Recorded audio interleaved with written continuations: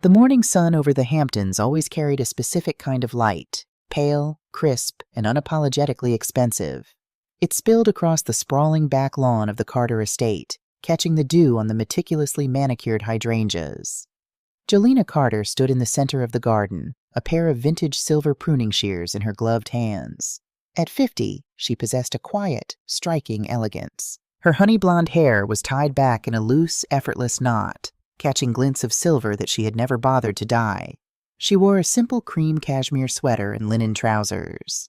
To the untrained eye, she looked like a comfortable, soft-spoken housewife who spent her days arranging flowers and attending charity luncheons. That was exactly what her husband, Mark, believed her to be. The heavy oak back door swung open, and Mark stepped out onto the bluestone patio. At 52, Mark still clung desperately to the illusion of his youth.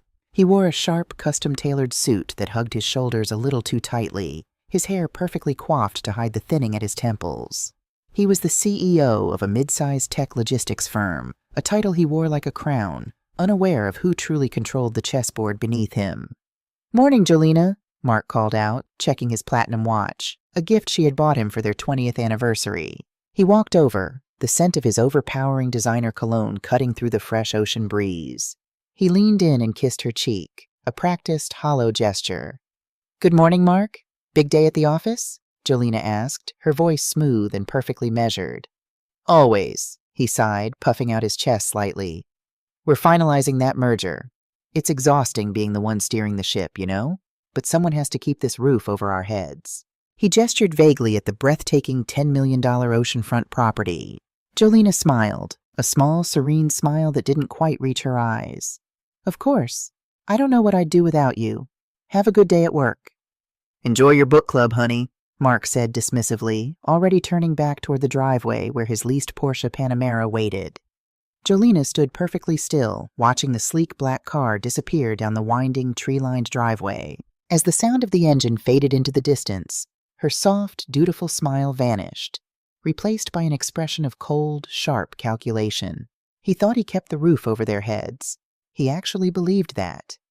Jolena turned and walked back into the house. She bypassed the bright, airy kitchen and moved down the long hallway toward the east wing. She entered her private study, a room Mark rarely entered, dismissing it as her little reading nook. She locked the heavy mahogany door behind her. Pressing a sequence onto a hidden keypad beneath the bookshelf, a false wall clicked and slid open, revealing a state-of-the-art multi-monitor terminal. Jolena didn't survive on a meager pension. She was the sole manager of the Sterling family office, a private wealth management firm protecting her family's generational fortune. She sat down, her fingers flying across the encrypted keyboard. It was time to check the ledgers. For years, Jolena had maintained a single joint household account with Mark. She funded it generously every month, allowing him to feel like the provider while quietly covering the massive property taxes, staff salaries, and maintenance of a lifestyle his mid-level CEO salary could never actually afford. She let him play the king, so long as he respected the kingdom. But today, the kingdom had been breached. A flashing red alert sat in the transaction history of the household account. Jolena leaned forward, her eyes narrowing behind her thin-framed reading glasses. Wire transfer, outbound. Amount $500,000. Recipient, Cobalt Holdings, LLC. Jolena didn't gasp. She didn't cry. Her pulse barely elevated. Decades of managing ruthless corporate acquisitions had trained her to view crises as puzzles to be dismantled, not tragedies to be mourned. She ran a deep background trace on Cobalt Holdings, LLC. It took her less than 4 minutes to pierce the corporate veil. The LLC was registered 3 months ago. The sole managing member was Mark Carter. "What are you buying, Mark?" she whispered to the empty room. She cross-referenced the LLC's recent activities through her private banking contacts. The $500,000 wasn't an investment. It was a down payment. The asset was a luxury 2-bedroom penthouse in the Upper East Side of Manhattan. Jolena tapped her manicured nail against the mahogany desk. A penthouse in the city. Mark despised the noise of the city. He only went in for meetings, unless, of course, there was a reason to stay. She accessed the building's public registry and management files through a backdoor portal her security team used for corporate vetting. She pulled up the resident registration for Unit 42B, primary resident, Anna Mercer, age 25. Jolena pulled up the woman's digital footprint. A struggling Pilates instructor, bright blonde hair, wide, naive eyes, and a social media feed entirely funded by someone else's sudden generosity. The timeline matched perfectly with Mark's sudden increase in late-night strategy meetings. A profound, icy silence settled over Jolena. 25 years of marriage. She had given him a life of absolute comfort, shielded his fragile ego from the reality of her immense power, and let him believe he was a self-made titan. In return, he was draining her money to play sugar daddy to a woman half his age. But Jolena was a woman who dealt in absolute leverage. An affair was petty. A stolen $500,000 was an insult. But before she went to war, she needed to know if there was more. She picked up her encrypted phone and dialed a private number. "Jonathan?" Jolena said, her voice steady and commanding. Jonathan Hale, her family's most trusted attorney, answered on the first ring.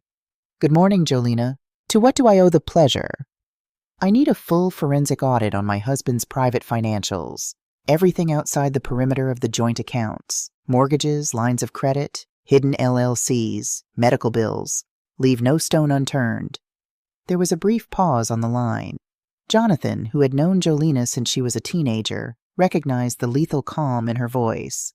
"I'll have my best team on it immediately. Are we preparing for a divorce filing?" "We are preparing for an annihilation," Jolena replied softly. "I'll see you at 4 o'clock. At exactly 4 p.m., a sleek black town car pulled up to the estate. Jonathan Hale, a distinguished man in his late 60s with silver hair and a tailored charcoal suit, stepped out carrying a thick leather briefcase.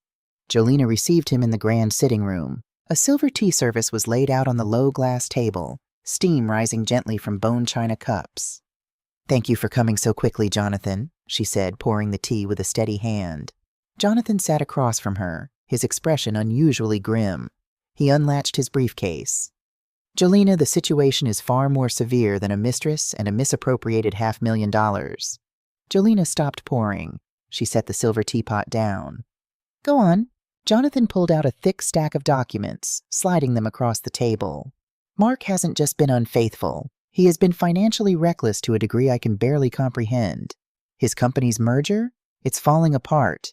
He has over-leveraged himself in private debts to try and save face and push the deal through."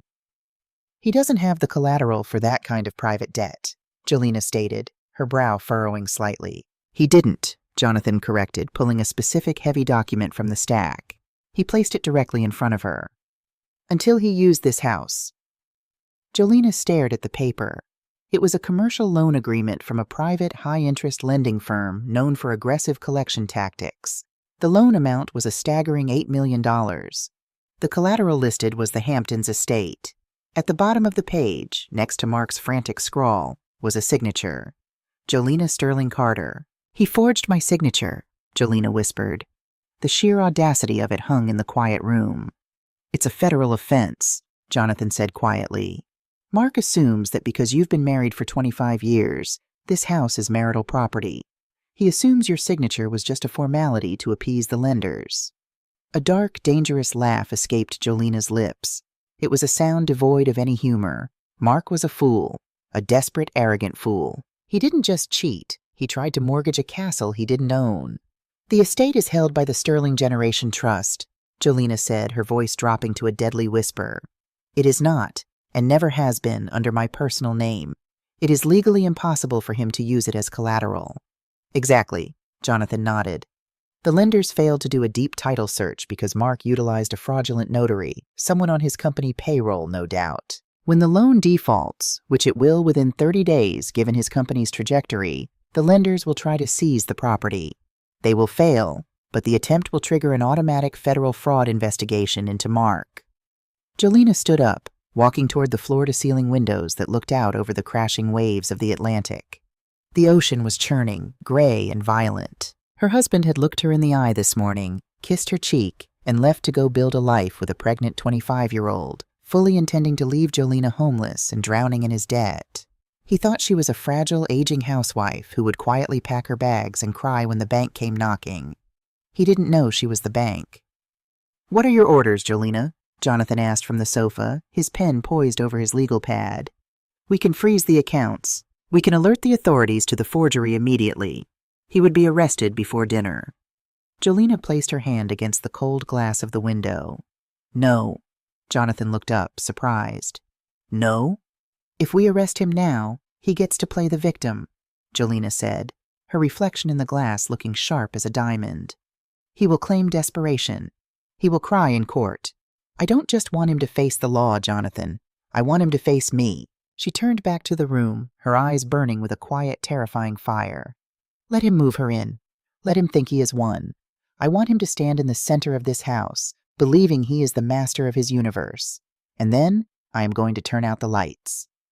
Friday evening arrived with a quiet, heavy stillness.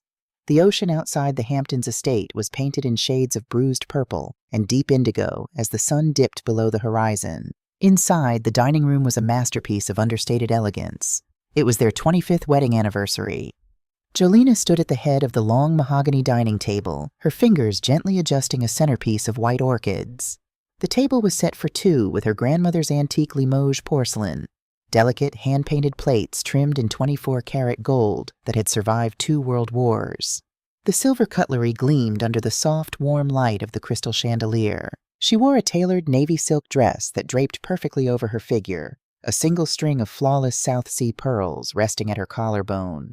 She looked every inch the devoted, refined wife waiting for her husband to return home to celebrate a quarter-century of marriage. The grandfather clock in the hallway chimed 7 times. Right on cue, the heavy front door opened. Jolena didn't move. She simply turned her head, her expression an impenetrable mask of serenity. She heard the familiar, heavy thud of Mark's leather shoes on the marble foyer, but they were accompanied by a second set of footsteps. Lighter, hesitant. The sharp click-clack of designer heels. "In here?" Mark's voice echoed down the hall, lacking its usual boom. He sounded tense, defensive.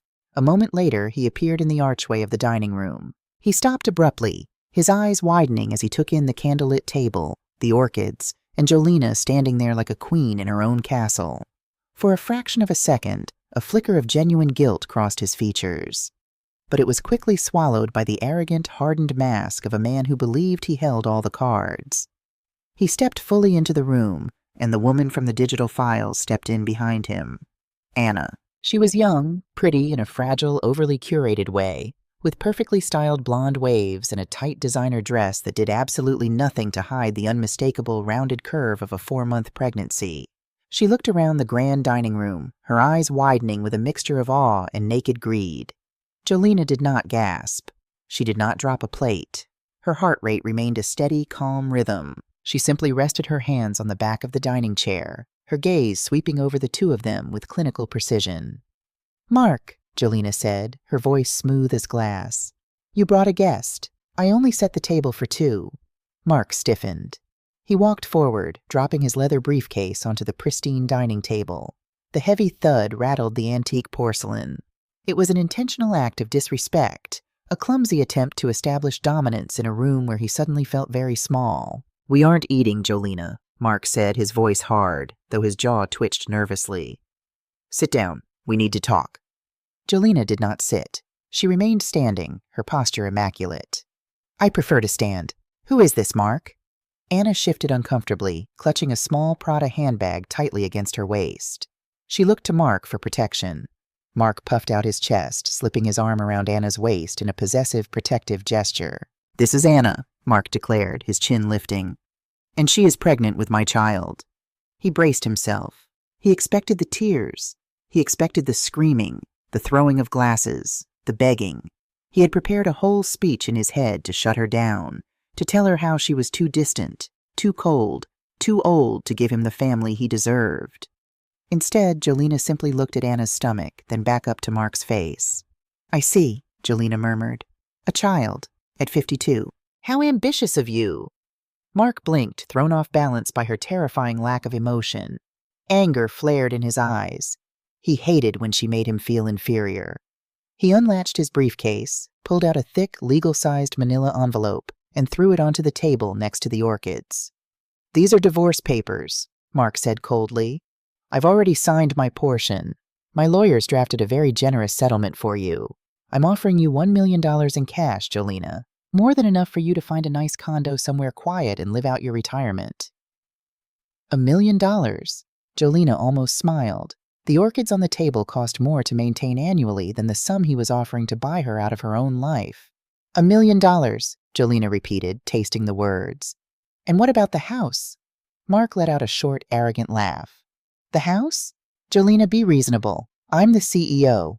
I'm the one who needs the space for entertaining clients. And Anna and I need the room for the baby. You've been living in this massive estate doing nothing but reading and gardening for years. It's time to be practical. He tapped the envelope. Sign the papers. You have 24 hours to pack your personal belongings and vacate the premises. Anna is moving in tonight. We'll be taking the master suite. Anna, emboldened by Mark's aggressive stance, finally stepped forward. Her eyes darted around the room, landing on the delicate gold-rimmed plates.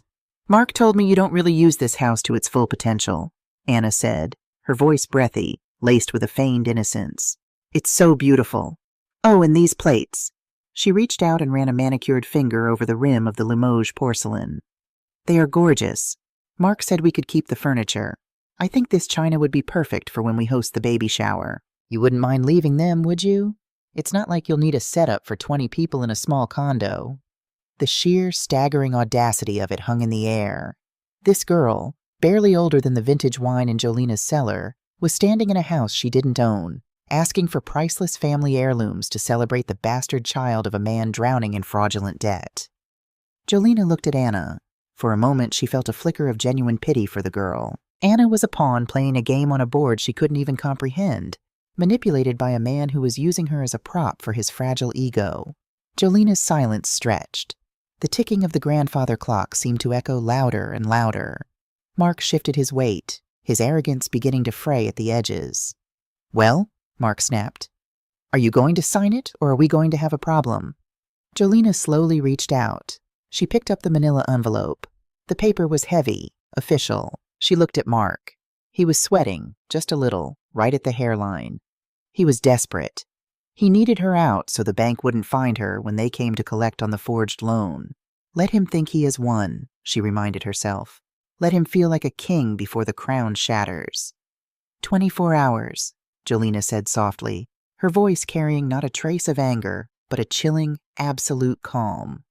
You want me out by tomorrow evening? That's right, Mark said, crossing his arms. And you want the master bedroom tonight? Yes. Jolena gave a single, slow nod. She set the envelope back down. Very well. I will sleep in the guest wing tonight. You and Anna may have the master suite. I will have my bags packed and be out of your way by tomorrow afternoon. Mark's jaw physically dropped. Anna blinked, looking almost disappointed that she didn't get to witness a fight. You're just going to leave? Mark asked, his voice betraying his profound shock. He had prepared for a war. He had expected to have to physically drag her out. You've made your choice, Mark, Jolena said, turning her back on him to gather her purse from the sideboard. I have no interest in fighting a man who has already moved on. The settlement is acceptable. I will review the papers with my counsel and leave you to your new life. She walked gracefully past them, stopping just briefly next to Anna. Enjoy the plates, my dear, Jolena murmured. They require hand-washing. I find it's the delicate things that break the easiest when put under pressure. Leaving the two of them standing in stunned, triumphant silence, Jolena walked out of the dining room and ascended the grand staircase. Jolena entered the East Wing guest suite and closed the door. The moment the latch clicked, the submissive, defeated wife vanished completely. She walked over to the velvet armchair and sat down in the dark. She didn't cry. She didn't shake. Instead, a slow, predatory smile finally graced her lips. It was the smile of a grandmaster who had just watched her opponent walk blindly into checkmate. She pulled her encrypted phone from her purse and dialed. Jonathan, she said the moment the line connected. Jolena, did he do it? Exactly as we predicted, Jolena replied, looking out the window toward the ocean. He served me with a miserable settlement, demanded I vacate in 24 hours, and moved the mistress into the master suite. She heard Jonathan sigh on the other end. The arrogance of the man is almost pathological. Are you all right, Jolena? I am magnificent, she answered truthfully. The adrenaline of the long game was finally coursing through her veins. He wants to play the titan of industry. Let's give him a stage. What is the status of the company merger? Hanging by a thread, Jonathan confirmed. Mark has scheduled a major dinner party at the estate this coming Saturday to court the key investors and finalize the deal. He believes with the house as a backdrop and you out of the picture, he can secure the final signatures. Perfect, Jolena said, her eyes flashing in the dark. Let him have the house for the week. Let him plan his party. Let him invite every elite contact he has in New York. And what will you be doing, Jolena? I will be moving into the penthouse at the Pierre Hotel, she said smoothly. While I am there, Jonathan, I want you to initiate the hostile takeover. I want the Sterling Trust to buy out the remaining independent board members of Mark's company. I want absolute controlling interest by Friday. It will cost a premium to move that fast, Jonathan warned. I don't care about the cost, Jolena replied, her voice cold and unyielding. By the time Mark stands up to give his toast on Saturday night, I want to be his undisputed boss. I want to own the company. I want to own the debt he forged. And I want the police waiting in the driveway. Phase 1 is a go then, Jonathan said, a hint of dark anticipation in his voice. Rest well, Jolena. Good night, Jonathan. She hung up the phone. Down the hall, she could hear the faint sound of Mark's laughter, the clinking of glasses, and Anna's high-pitched giggling. They were celebrating their victory. They were drinking her wine, in her house, believing they had conquered her world. Jolena leaned back in the velvet chair, perfectly content in the darkness. Enjoy the master suite, Mark, she thought. It's going to be a very long fall from the top of the stairs. The penthouse suite at the Pierre Hotel in Manhattan offered a sweeping panoramic view of Central Park, but Jolena barely noticed the skyline. She sat at the vanity, fastening a pair of vintage Cartier diamond studs into her ears. It had been 6 days since she walked out of the Hamptons estate. 6 days of total silence. Mark had texted her twice, brief, patronizing messages reminding her to sign the divorce papers and asking where she had moved the good silverware. She hadn't replied. Silence, Jolena knew, was the most terrifying weapon you could use against a narcissist. It left a vacuum they inevitably filled with their own anxiety. A soft knock at the suite door broke her focus. Come in, she called out. Jonathan Hale entered, carrying his ever-present leather briefcase, though tonight his posture was remarkably lighter. He looked at Jolena and offered a rare, genuine smile of admiration. She stood up, smoothing the front of her gown. It was a custom-tailored, floor-length piece in midnight blue silk crepe. It had no plunging neckline, no flashy sequins, no ostentatious logos. It was the epitome of quiet wealth, a dress that whispered power rather than screaming for attention. You look formidable, Jolena, Jonathan said, setting his briefcase on the marble table. I feel awake, she replied, walking toward him. Tell me the board voted. Jonathan clicked the briefcase open and extracted a single, heavily embossed folder. The Sterling family office has officially acquired a 68% controlling stake in Vanguard Logistics. The ink dried an hour ago. You are now the undisputed majority shareholder and effectively the chairman of the board. Jolena took the folder. The weight of it in her hands was deeply satisfying. And the forged loan? The private lenders attempted to register the lien against the Hamptons property this morning, Jonathan explained, his tone sharpening. My office immediately blocked it with the deed proving the Sterling Generation Trust holds sole ownership. The lenders realized instantly that Mark's collateral was fraudulent. The federal authorities have been notified of the $8 million wire fraud. 2 officers from the Financial Crimes Division are waiting in an unmarked car at the end of your driveway in the Hamptons as we speak. Jolena closed the folder. The trap was set. The steel jaws were open, waiting for Mark to take his final step. What time is his toast? She asked. He is scheduled to address his investors and the Vanguard board members at 8:30. Jonathan checked his watch. They are currently having cocktails on your patio. Jolena picked up a matching midnight blue clutch. Let's not keep my employees waiting, Jonathan. It's time to go home. 70 miles away, the Hamptons estate was glowing. Mark had spared no expense, using the last of his company's unrestricted credit lines to hire a Michelin-starred catering team, a string quartet, and premium valet service. Dozens of elite investors, tech executives, and high-net-worth individuals mingled under the warm amber string lights strung across the bluestone patio. Waiters in crisp white jackets circulated with trays of Dom Perignon. Mark stood near the outdoor fireplace, holding a glass of scotch, his chest puffed out in a velvet tuxedo jacket. He felt invincible. Jolena was gone, banished to some quiet, irrelevant corner of the world. The house was his. The company merger was hours away from being finalized. Beside him stood Anna. She was draped in a sequined, champagne-colored gown that was undeniably expensive but entirely wrong for the understated elegance of a Hamptons networking dinner. She wore too much perfume, and her nervous, high-pitched laughter occasionally cut through the low, sophisticated murmur of the crowd. "Mark, the house is simply stunning," said Richard Vance, the lead investor whose signature Mark desperately needed tonight to save his failing company. "I had no idea you were sitting on a property of this magnitude. It speaks to immense stability." "Thank you, Richard," Mark beamed, taking a sip of his scotch. "I've always believed that a man's home is a reflection of his business acumen. Solid foundation, prime location, total control." Anna clung to Mark's arm, smiling brightly. "And it's going to be so wonderful for the baby. We're planning to turn the East Wing into a massive nursery." Richard offered a polite, somewhat strained smile, his eyes darting to Mark. The executives all knew Mark had just dumped his wife of 25 years, and while infidelity wasn't a crime in the business world, Mark's blatant lack of discretion with this young girl was making the older, more conservative investors uncomfortable. "Well," Richard cleared his throat, "assuming the financials you provided hold up, Mark, we should be able to sign the term sheet tonight." "They are rock solid, Richard," Mark lied smoothly. The $8 million fraudulent loan was the only thing keeping Vanguard Logistics from filing for bankruptcy on Monday. "I wouldn't host you all here if I wasn't absolutely certain of our future." Mark checked his watch. 8:25. It was time. He tapped his crystal glass with a silver spoon. Clink, clink, clink. The string quartet faded out. The low murmur of this crowd quieted down as 50 of New York's wealthiest and most influential business minds turned their attention to the man of the hour. "Ladies and gentlemen," Mark began, his voice projecting across the manicured lawn, "thank you all for coming to my home tonight. As you look around at this estate, I want you to see more than just beautiful architecture. I want you to see the vision of Vanguard Logistics. We are entering a new era, an era of bold moves, unapologetic growth, and unparalleled success. An era of fraud, actually. But do go on, Mark." The voice was not loud.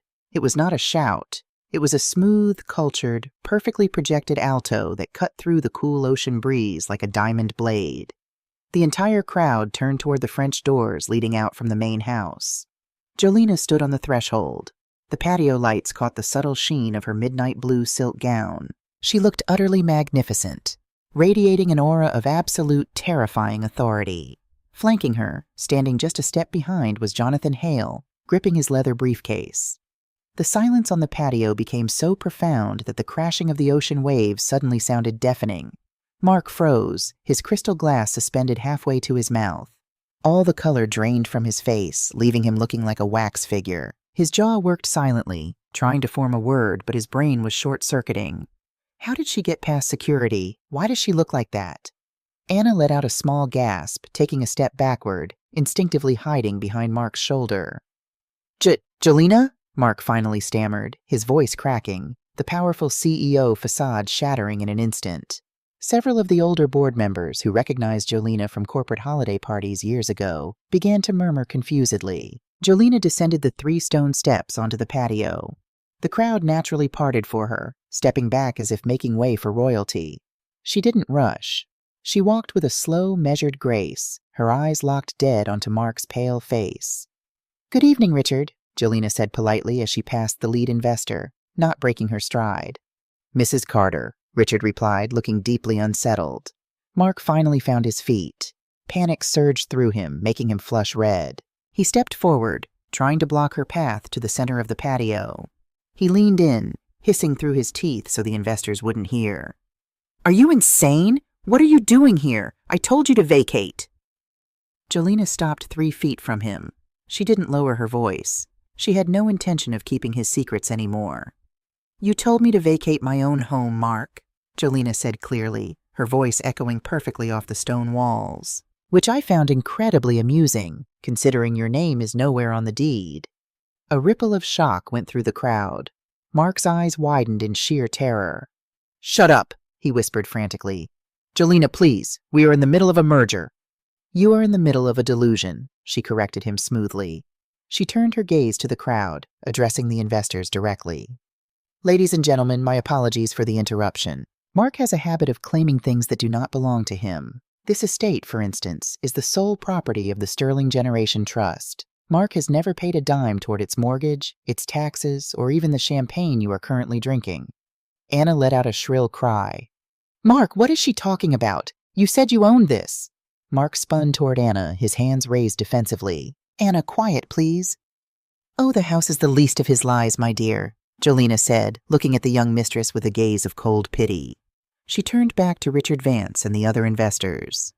Gentlemen, before you sign any term sheets with Vanguard Logistics tonight, you should be aware that the CEO standing before you committed federal wire fraud 48 hours ago. The patio erupted into gasps. Richard Vance stepped forward, his face hardening. Fraud? Mrs. Carter, those are extremely serious allegations. They are verifiable facts, Jonathan Hale spoke up, stepping forward and opening his briefcase. He pulled out the forged loan document. Mark Carter secured an $8 million private loan using this property as collateral. To do so, he forged his wife's signature on the commercial lien. Mark stumbled backward, his back hitting the stone edge of the outdoor fireplace. No, it's a lie! She's a bitter, jealous woman making things up because I left her, he shouted, his voice shrill, desperate. Richard, don't listen to her. Security! Get her out of here! No one moved. Jolena tilted her head, a cold, merciless smile finally touching her lips. You cannot throw the owner out of her own house, Mark, just as you cannot throw the chairman out of her own company. Mark stared at her, uncomprehending. Chairman? What are you talking about? You're a housewife. Jolena unclasped her midnight blue clutch. She pulled out the embossed folder and handed it directly to Richard Vance. As of an hour ago, Jolena announced, her voice ringing with absolute finality, the Sterling family office, which I direct, purchased a 68% controlling stake in Vanguard Logistics. I bought out your independent board members, Mark. I own the company. Richard Vance scanned the documents. His eyes widened, and he looked up at Mark with utter disgust. The transfer is legal. She owns the majority. Good God, Mark. You forged an $8 million loan? Mark couldn't breathe. The garden, the lights, the faces of the investors. It was all spinning.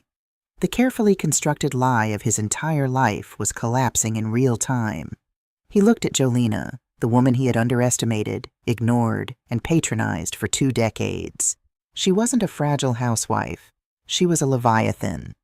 Mark Carter, Jolena said, her tone shifting from conversational to executive. As the majority shareholder of Vanguard Logistics, I am convening an emergency executive vote right here, right now.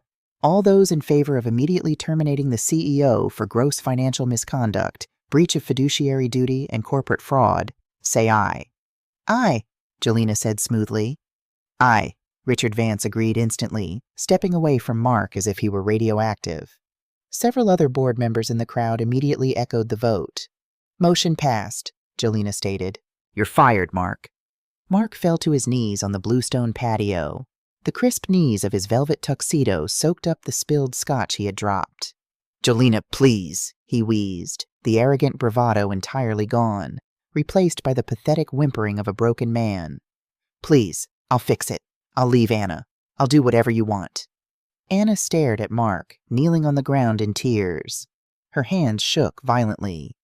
You're broke? She shrieked, her voice echoing into the night. You don't own the house? You don't have a job? Mark reached a hand out toward Jolena. Please, 25 years. Jolena looked down at him, her face completely impassive. She felt no anger anymore, only the profound, clean satisfaction of taking out the trash. 25 years, Jolena agreed softly. And you still didn't learn the most important rule of the room, Mark. She leaned down just an inch, her voice a deadly whisper meant only for him. Never steal from a woman who can afford to buy your whole world and burn it down. Jolena stood back up and nodded to Jonathan. Jonathan raised a small flashlight toward the driveway and clicked it twice. From the shadows of the long, oak-lined driveway, the red and blue flashing lights of the unmarked federal police cruisers suddenly flared to life, casting an eerie, sweeping glow over the lavish party. 2 agents in windbreakers stepped onto the patio, their badges visible. Mark Carter? The lead agent said, his voice hard. You are under arrest for federal wire fraud and forgery. Stand up, please. Mark let out a broken, guttural sob as the agents hauled him to his feet, pulling his arms behind his back to apply the steel cuffs. The click of the metal locking into place was the loudest sound in the yard. As they walked him away, past the staring, silent crowd of his former peers, Anna turned and bolted into the house, desperate to grab whatever designer bag she could before she was thrown out into the street. Jolena stood by the fireplace, the ocean breeze catching the silk of her dress. She picked up a fresh glass of champagne from a passing, wide-eyed waiter. She looked at Richard Vance and the remaining executives, raising her glass with a polite, serene smile. "Gentlemen," Jolena said, her voice smooth and welcoming, "I apologize for the theatrics. The catering is paid for the rest of the evening. Please, enjoy the champagne. Tomorrow, we will restructure the company." The velvet tuxedo jacket that had made Mark Carter feel like a king on Saturday night was now stiff, reeking of stale sweat and the sour smell of the precinct holding cell. It was Monday morning. He had spent the last 36 hours on a metal bench, staring at a cinder-block wall that seemed to mock the $10 million ocean view he had lost. His world had not just crumbled, it had been surgically dismantled. When he was finally allowed his phone call, his hands shook so violently he could barely dial. He hadn't called a lawyer. He couldn't afford a good one now that Jolena had frozen the marital assets and his company accounts were locked pending the federal fraud investigation. Instead, he called Anna. He needed someone to believe in him. He needed her to contact his remaining friends, to scrape together the bail money. The phone rang 4 times. Then, it went straight to a harsh, automated voicemail. Mark slammed the receiver against the wall, a raw, jagged sob tearing from his throat.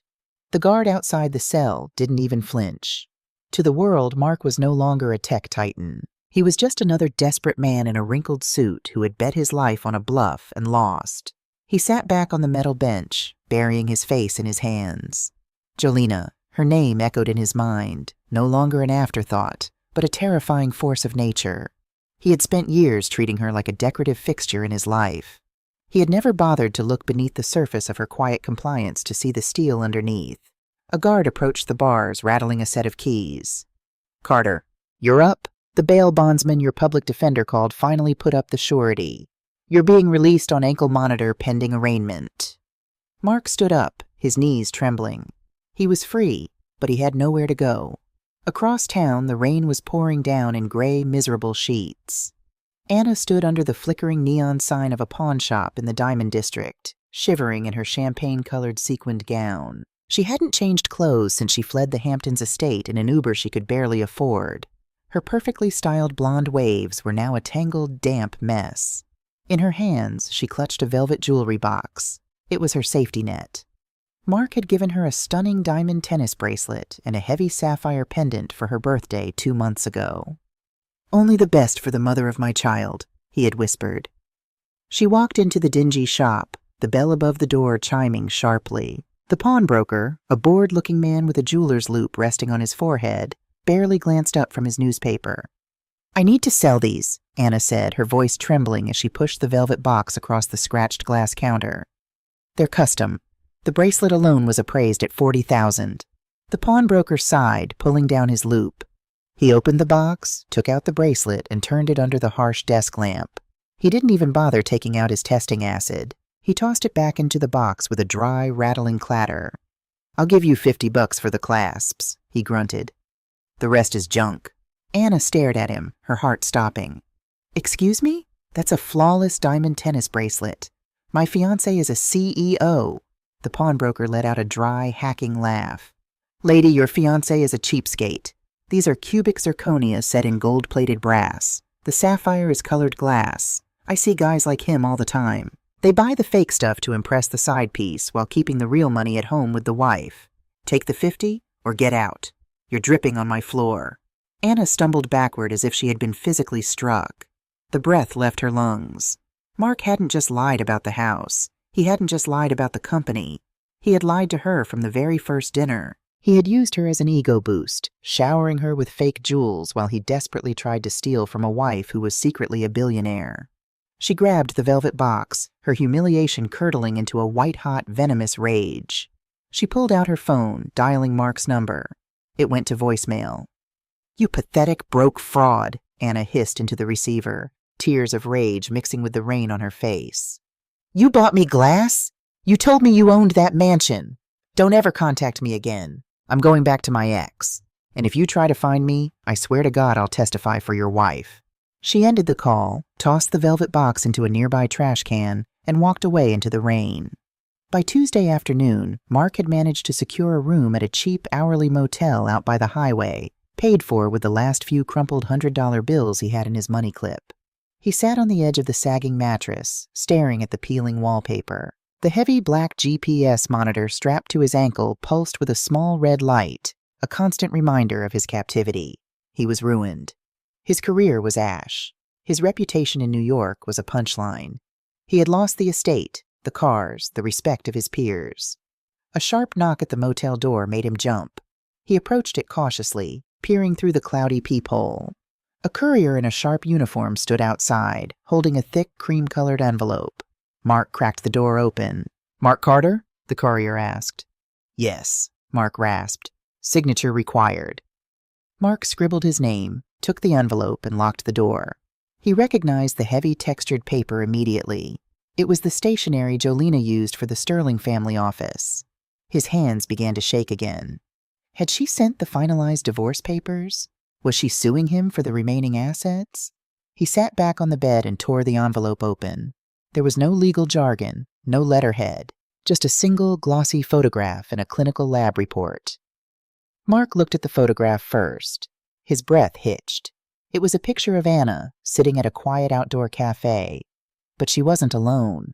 She was leaning across the table, passionately kissing a young, fit man in a baseball cap. Mark recognized the man instantly.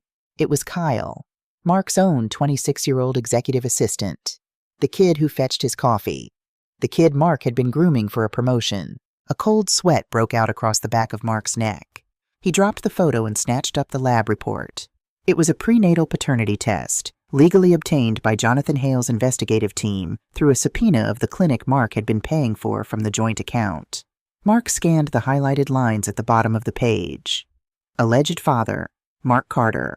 Probability of paternity, 0.00%. The paper slipped from his fingers, fluttering to the stained motel carpet. The silence in the room was absolute, pressing against his eardrums until they rang. He had thrown away a 25-year marriage to a woman of staggering wealth and intellect. He had committed federal wire fraud. He had embarrassed himself in front of the entire New York financial elite. He was facing 10 years in a federal penitentiary. And he had done it all for a woman who was sleeping with his assistant. The child he had demanded Jolena leave her own home for, the child he was willing to steal $8 million to support, wasn't even his. Mark Carter fell forward off the mattress, his knees hitting the cheap carpet, and let out a scream that no one in the world was left to hear. 50 miles away, in the gleaming glass-walled boardroom of Vanguard Logistics, Jolena Carter sat at the head of the long oak table. She wore a pristine white-tailored blazer, her posture relaxed but commanding. Around her sat the new restructured executive board. There was no shouting, no ego, no posturing, just quiet, efficient business. Jonathan Hale stepped into the room, leaning down to whisper in her ear. The courier confirmed delivery at the motel. He opened the envelope. Jolena didn't smile. She didn't gloat. A lioness does not celebrate when the mouse realizes it is in the trap. She simply moves on. "Thank you, Jonathan," Jolena said softly. She turned her attention back to the board. "Now, gentlemen, regarding the Q3 projections, we have a company to rebuild, and I prefer to work with a clean slate." The men in the room nodded in unison, hanging on her every word. Jolena looked out the floor-to-ceiling windows at the sprawling city below. The storm had passed. The sky was clear, and the empire was entirely hers.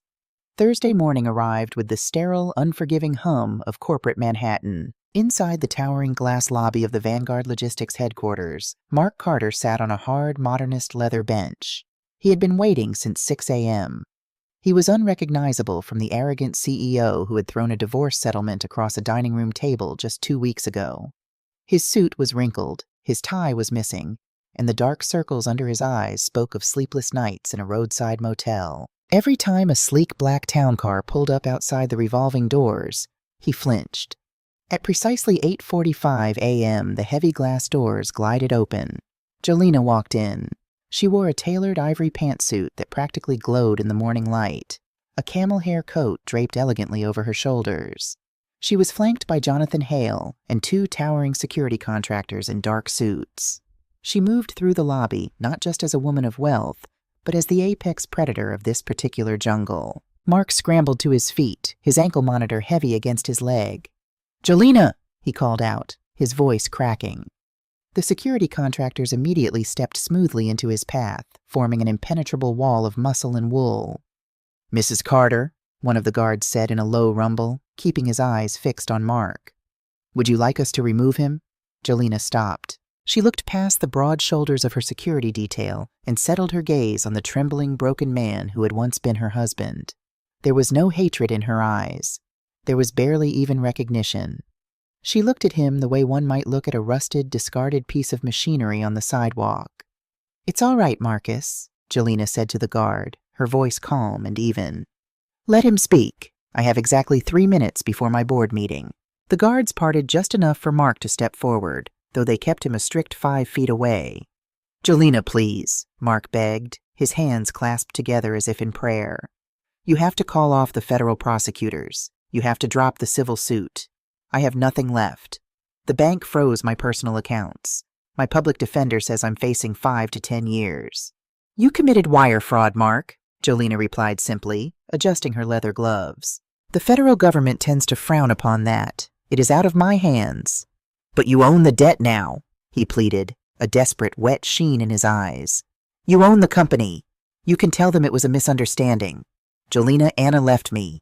The baby wasn't even mine. It was Kyle's. She was sleeping with my assistant the whole time." He expected shock. He expected a sliver of sympathy. He expected the woman who had quietly supported him for 25 years to finally break down and show some emotion.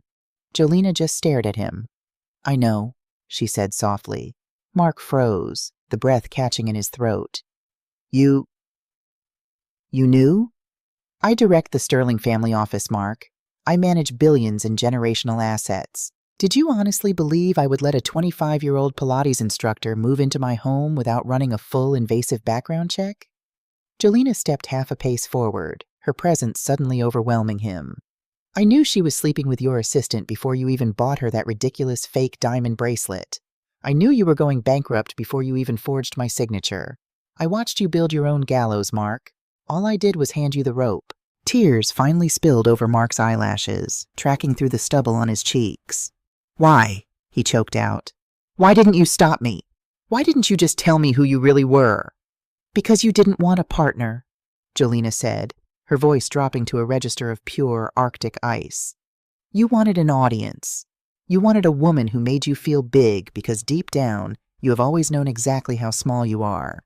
You traded 25 years of loyalty for a fragile illusion, and now the illusion is over." She turned to Jonathan. "Give him the final paperwork." Jonathan opened his briefcase and pulled out a single legally binding document. He handed it to Mark, who took it with shaking hands. "That is the final divorce decree," Jolena stated. "You will sign it today. You receive no alimony. You receive no assets. And in exchange, I will not pursue the separate civil damages that would garnish whatever minimum wage paycheck you manage to earn when you get out of federal prison." Mark stared at the paper. It was his absolute erasure.